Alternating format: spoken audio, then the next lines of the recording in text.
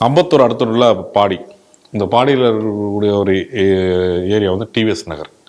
இங்கே ஒரு புகழ்பெற்ற அருள்மிகு ஜெகதாம்பிகா சமேத அருள்மிகு திருவள்ளீஸ்வரர் கோயில் இருக்கு. இந்த கோயிலை பொறுத்தவரைக்கும் சமயத்தில் வந்து குரு பயிற்சி இருந்துச்சு. இந்த குரு பயிற்சி தொடர்பாக வந்து அங்கே இருக்கிற பக்தர்கள் எல்லாருமே, அந்த சுற்றுலா பக்தர்கள் எல்லாமே கோயிலில் வந்து இந்த யாகத்திற்கும் லட்சார்ச்சனைக்கும் பணம் கட்டுவது வழக்கம். இந்த முறை என்ன பண்ணிக்காங்க, 500 லட்சார்ச்சனைக்கு 500, ஹோம பரிகாரத்துக்கு வந்து 1000 முடிவு பண்ணி இது பண்ணிடுச்சு. இதில் வந்து இது எல்லாருமே வந்து அந்த ஒரு QR கோடு மூலமாக கட்டுறதா இது பண்ணியிருக்கு. அப்படி இருக்கும்போது அங்கே இருக்கக்கூடிய சில லோக்கல் பக்தர்கள் என்ன பண்ணிக்காங்க, ஒரு சந்தேகத்தின் அடிப்பில் QR கோடை செக் பண்ணிக்காங்க. செக் பண்ணப்படும் போது வந்து ஒரு தனிநபரோடதாக இருந்திருக்கு இது. ஏன்னா எப்பயுமே வந்து ஒரு கோயிலில் இருக்கக்கூடிய அப்படின்னா அந்த கோயிலோட நிர்வாகத்துக்கு சம்மந்தப்பட்ட அக்கௌண்ட்டாக தான் இருக்கணும். பட் இது ஒரு தனிநபர் அக்கௌண்ட்டாக இருக்கே அப்படின்னு கேட்கப்படும் போது அதுக்கு உண்டான பதில், எந்த ஒரு பதிலையும் வந்து அந்த கோயிலோட ஈவோ ஒரு பதிலே சொல்லலை. வழக்கம் போல் வந்து ஒரு அடாவடித்தனமாக நடந்து கொண்டார் அப்படின்னு சொல்லி பக்தர்கள் புகார்கள் சொல்லியிருக்காங்க. இது தொடர்பாக வந்து செய்தியாளர்கள் வந்து அந்த துறையின் அமைச்சர், அவர் இந்த துறையை கவனிக்கிறார் இல்லையா, அவர் பற்றி என்ன கேள்வி கேட்டாலும் அப்படி இல்லைன்னு முதலே மறுப்பார். அதே மாதிரி இதையும் அவர் கேட்டிருக்காங்க. இந்த மாதிரி உங்கள் இதில் வந்து QR கோடில் பொறுத்த வரைக்கும் ஒரு தனிநபருக்கு வந்து பணம் போயிருக்கே, இதை எப்படி நினைக்கிறீங்க போது கண்டிப்பாக இல்லை அப்படின்னு சொல்லிட்டு அதுக்கப்புறம் என்ன முடியாது செய்திகள் வெளியே வந்திருக்கும். யாரோ சொல்லியிருப்பாங்க போல, கொஞ்சம் உஷாராயிட்டு அது தொடர்பாக விசாரிக்கிறேன் அப்படின்னு சொல்லியிருக்காரு. இந்த செய்தியை நீங்கள் எப்படி பார்க்குறீங்க? டிக்கெட் முறைகேடு அறநிலையத்துறையில் அப்படிங்கிறது இன்னைக்கு ஒன்றும் புதுசான செய்தியாக நான் பார்க்கல. ஏற்கனவே இதே போல் வடபழனி கோவிலில் வந்து, அதாவது நீதிபதி அவர்களே கோவிலில் தரிசனம் பண்ண வந்தபோது அவரிடமே இந்த டிக்கெட் முறைகேடுங்கிறது நடந்திருக்கு. அவர் எல்லாரையும் போல் நம்ம ஸ்பெஷலாக உள்ளே போகாமல் டிக்கெட் வாங்கி போகணும், தரிசனம் செய்யணும்னு ஆசைப்பட்டு வந்தவர். அவர் என்ன பண்ணுறாருன்னா 50 ரூபா டிக்கெட்டு 3 வாங்குறாரு. ஸோ 150 ரூபா கொடுக்குறாரு, டிக்கெட் 3 வாங்குறாரு. ஆனால் அவருக்கு 3 50 ரூபா நோட்டு டிக்கெட்டு தானே தருவீங்க. ஆனால் அப்படி தரலை. 2 50 ரூபா டிக்கெட்டு, ஒரு 5 ரூபா டிக்கெட்டு, இது கொடுத்தோன்னா அவர் அதிர்ச்சி அடைஞ்சிடறார்.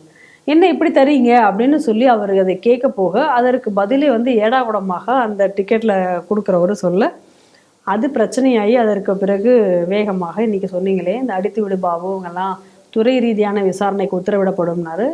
உடனடியாக அவங்க ஏதோ சில பேர் அந்த இடத்த விட்டு மாற்றினாங்க, இடம் மாற்றினாங்க, ஏதோ சஸ்பெண்ட் பண்ணாங்க, ஏதோ நடந்துச்சு. ஆனால் அதுக்கப்புறம் என்ன நடவடிக்கை என்பது இது வரைக்கும் தெரியாது.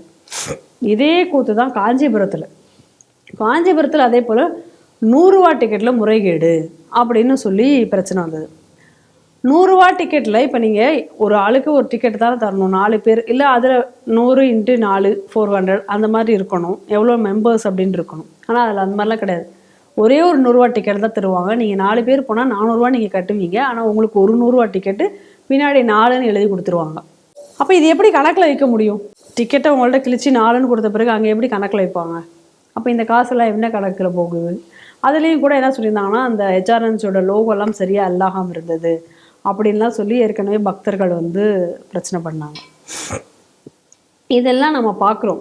அதுக்கப்புறம் என்ன சொன்னார், சிறப்பு அதாவது வழிபாடுகள், இப்போ கந்த சஷ்டி இந்த மாதிரி வழிபாடுகள்லாம் வரக்கூடிய நேரத்தில் வந்து திருச்செந்தூரில் வந்து அந்த நேரங்களில் கட்டணம் கிடையாது, சிறப்பு கட்டணம், சிறப்பு தரிசனம் அப்படிங்கிறதெல்லாம் கிடையாது, எடுக்க போகிறோம் அப்படின்னாங்க. ஆனால் என்ன சொன்னாங்க பக்தர்கள், அப்படி இல்லைன்னு வந்து அஃபிஷியலாக அனௌன்ஸ் பண்ணிவிட்டு, ஆனால் பின்பக்க வழியாக 1000 ரூபா பணம் கொடுத்து டிக்கெட் கொடுத்து போனவங்களையும் நாங்கள் பார்க்குறோம் அப்படின்னு சொல்லி அப்படி ஒரு பிரச்சனை அந்த திருச்செந்தூரில் வந்தது. அதனால் இந்த கட்டண முறைகேடு அப்படிங்கிறது ஏதோ இன்றைக்கி புதுசாக ஒரு பரபரப்பாக வந்த செய்தியாக நான் பார்க்கல. நீங்கள் HRNCயில் இன்றைக்கி பார்த்தீங்கன்னா எல்லா விதத்துலேயும் எல்லா துறை, அதாவது அதற்கு உட்பட்ட எல்லா செயல்பாடுகளிலையுமே இன்றைக்கி வந்து அதை கொள்ளையடிக்கிறது ஒரு வேலையாக வச்சுருக்காங்க. அப்போ டிக்கெட்டில் மட்டும் என்ன செய்ய போகிறாங்க? ரெண்டாவது, திமுக பற்றி நமக்கு நல்லாவே தெரியும். ஏற்கனவே வந்து அவங்களுடைய ஊழலுங்கிறது ஒரு அறிவியல் பூர்வமான ஊழலாக இருக்கும்னு நம்ம ஏற்கனவே கேள்விப்பட்டிருக்கோம்.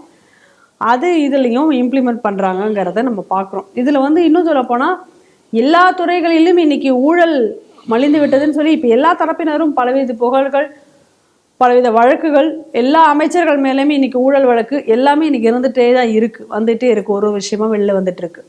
ஆனால் இது எல்லாத்தையும் மிதமிஞ்சி இருக்கக்கூடிய ஒரு துறை வந்து இன்றைக்கி அறநிலையத்துறை தான். அதை நம்ம கொஞ்ச நாளாகவே பார்த்துட்ருக்கோம்.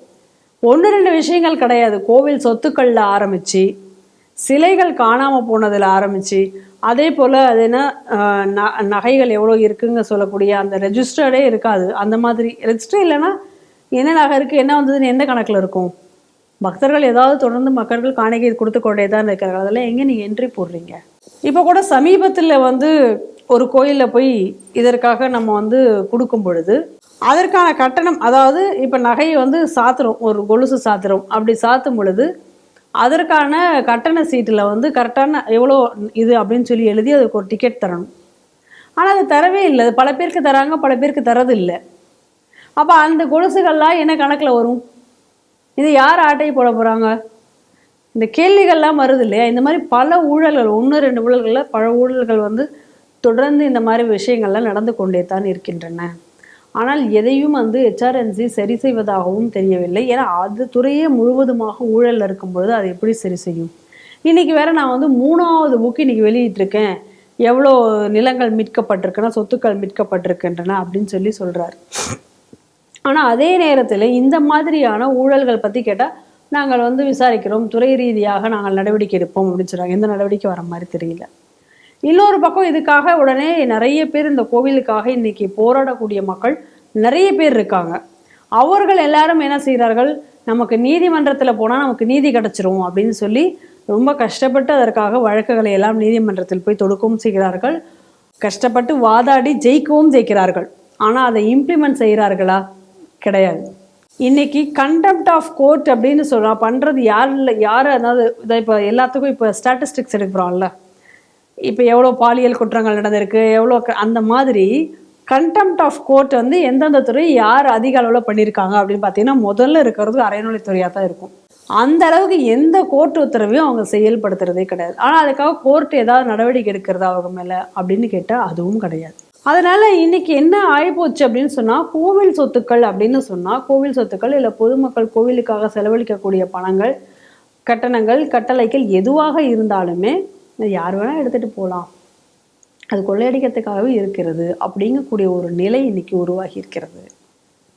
அப்படித்தான் இன்னைக்கு ஒவ்வொரு கோயிலும் இன்னைக்கு கொள்ளை போய் கொண்டிருக்கிறது. பாருங்க, கோவில் கும்பாபிஷேகங்கள், அங்கங்கே கோவில் கும்பாபிஷேகம் அப்படின்னா இவ்வளோ கோவில் கும்பாபிஷேகம் பண்ணிட்டோம் அப்படின்னு பெருமையாக சொல்கிறார். இத்தனை கோவில் கும்பாபிஷேகத்துக்கு என்ன அரசாங்கம் பணம் கொடுத்ததா? ஒவ்வொரு கோவில் கும்பாபிஷேகமே எந்த கோவில் அந்த ஊரில் இருக்கிறதோ அந்த ஊரில் இருக்கக்கூடிய பக்தர்கள் பெரும்பாலும் கொடுத்த நன்கொடைகளை தான் அந்த கும்பாபிஷேகம் என்பதே நடைபெறுகிறது. ஆனால் அந்த கும்பாபிஷேகத்துக்கு நடைபெறுவதற்கூட இவங்களுடைய சௌகரியத்திற்கும் இவங்களுடைய இதுக்கும் தேர்ந்தாற் போல அந்த கும்பாபிஷேகங்களை நடத்தி கொண்டு செல்கிறார்களே தவிர, சில கோவில்களில் திருப்பணியே கூட முடிஞ்சிருக்காது. அந்த திருப்பணி முடியாதனால பக்தர்களுக்கு ஆபத்தாக கூட முடியுன்ற சூழ்நிலை இருந்தாலும் கூட அதையெல்லாம் மீறி கும்பாபிஷேகம் செய்வது என்பதை ஒரு இதாக வைத்திருக்கிறார்கள். நிறைய கோவிலில் நடந்துட்டு இருக்கு, அதை நம்ம பார்த்துட்டு இருக்கோம் தொடர்ந்து. அப்போ இன்னைக்கு கோவிலில் வந்து ஒரு திருப்பணி செய்வது அப்படிங்கிறதே கூட, அந்த திருப்பணி செய்யும் பொழுது என்னென்ன கான்ட்ராக்ட்ல எவ்வளோ பணம், இந்த பணம் லிஸ்டெல்லாம் போட்டிருப்பாங்க, இதுக்கு இவ்வளோ செலவாச்சு அப்படி சொல்லி போட்டிருப்பாங்க. அதையெல்லாம் பார்த்தோம்னா அதுக்கு இவ்வளோ காசா, அதுக்கு சம்மந்தமே இல்லாத ஒரு அமௌண்ட் அங்கே இருக்கும். ஆனால் இதையெல்லாம் யாரும் பெரிய அளவில் அதை பார்த்து கேள்வி கேட்பதில்லை என்பதால் தைரியமாக போட்டு வச்சுருக்காங்க. யார் கேட்க போகிறாங்க? சரி, நானே இப்போ கேட்குறேன், போயிட்டு என்ன மாதிரி பதில் வரப்போகுது எனக்கு? சரி, நான் தொடர்ந்து அதுக்கப்புறம் என்ன பண்ணணும், ஒரு ஆர்டிஐ போட்டு அந்த ஆர்டிஐயில் பதில் வருமா? இப்போ கூட சமீபத்தில் ஒரு பதில் வந்தது, உயிருக்கு ஆபத்து, இதை வெளியில் சொன்னால் உயிருக்கு ஆபத்து அப்படின்னு சொல்லி ஒரு ஆர்டிஐ நமக்கு ரிப்ளை வரும். அதை வச்சு நான் என்ன பண்ண முடியும்? அதை வச்சு ஒரு வேளை நான் கோர்ட்டில் கேஸ் போடலாம். அப்போ அந்த கோர்ட்டு கேஸுக்கு நான் திரும்ப அலையணும். இது எல்லாராலையும் செய்ய முடியக்கூடிய வேலையாக இருப்பதனால எல்லாரும் அதை பார்த்துக்கொண்டு நீ கடந்து சென்று கொண்டிருக்கக்கூடிய ஒரு நிலையை நாம் வந்து இன்னைக்கு பார்க்கிறோம். இதையும் தாண்டி சில பேர் இதற்காக மெனக்கெட்டு வழக்கு தொடுத்து அந்த வழக்கில் வெற்றி பெற்றாலும் கூட அதற்கான பலன் கிடைக்கிறதா அப்படி என்றால் இல்லை. அதனால் இன்னைக்கு கோவில்கள் வந்து கொள்ளை போய் கொண்டிருக்கின்றன. கோவில் சொத்துக்கள் மட்டுமில்லை, கோவிலே கொள்ளை போய் கொண்டிருக்கின்றன. சிலைகள் எல்லாமே இன்னைக்கு காணாமல் போய் கொண்டிருக்கிறது. அதில் ஒரு அங்கம் தான் இன்னைக்கு இந்த இதையும் நம்ம பார்க்குறோம். அதனால தான் நம்ம திரும்ப திரும்ப நம்ம சொல்லிட்டு இருக்கோம், கோவில்களை வந்து மீண்டும் நீங்கள் இந்துக்களிடம் ஒப்படைத்து விடுங்கள், அவர்கள் பார்த்துக்கொள்வார்கள். ஏன்னா எந்த நிர்வாகம் சரியில்லைன்னு நீங்கள் பார்க்கறதுக்காக உள்ளே போனீங்களோ அதிலேயே நீங்கள் கொள்ளையடிச்சிட்டு இருக்கிறதுக்கு நீங்கள் எதுக்கு அதில் இருக்கணும் என்பதுதான் இன்னைக்கு இந்துக்களுடைய கேள்வியாக இருக்கிறது.